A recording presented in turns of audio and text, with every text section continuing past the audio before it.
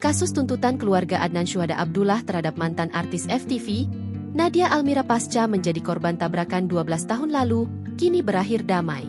Sebelumnya, Nadia Almira dan adik Adnan, Hani dipertemukan dalam podcast Denny Sumargo. Meski tak membuahkan hasil, Denny Sumargo pun akhirnya mengajak Nadia Almira untuk mengunjungi langsung untuk melihat kondisi Adnan. Pada Minggu, 5 Oktober 2025, Nadia Almira dan Denny Sumargo akhirnya menjenguk Adnan ke rumahnya.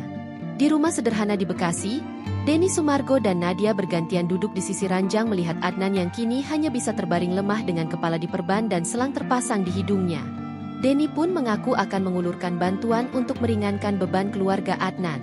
Kita coba bantu, siapa tahu ada biaya.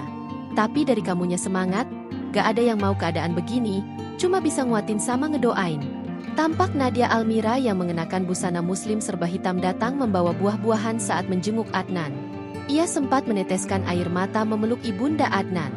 Ia terus memegang tangan ibunda Adnan sebagai bentuk memberikan dukungan. "Abang gak usah mikirin mama. Mama ridho ngurus abang, mama ikhlas," ucap ibunda Adnan. "Abang cepet sembuh ya," kata Nadia Almira kepada Adnan. Setelah mendengar kondisi Adnan, Denny Sumargo merasa prihatin dan ingin melihat kondisinya secara langsung. Setelah melihat langsung kondisi Adnan, Denny Sumargo memutuskan akan membantu membuka donasi untuk biaya pengobatan. Di sisi lain, Hani adik Adnan mengaku sangat bersyukur atas kunjungan Nadia Almira dan Densu. Momen tersebut sekaligus untuk meluruskan tudingan tabrak lari dan tuntutan selama 12 tahun lamanya. Harapan untuk Adnan bisa kembali sehat dan normal pun diutarakan Hani. Usai membuat konten bersama Denny Sumargo, Hani telah mengobrol dari hati ke hati dengan Nadia Almira. Hani dan Nadia Almira lantas sepakat berdamai agar sama-sama fokus untuk kesembuhan Adnan.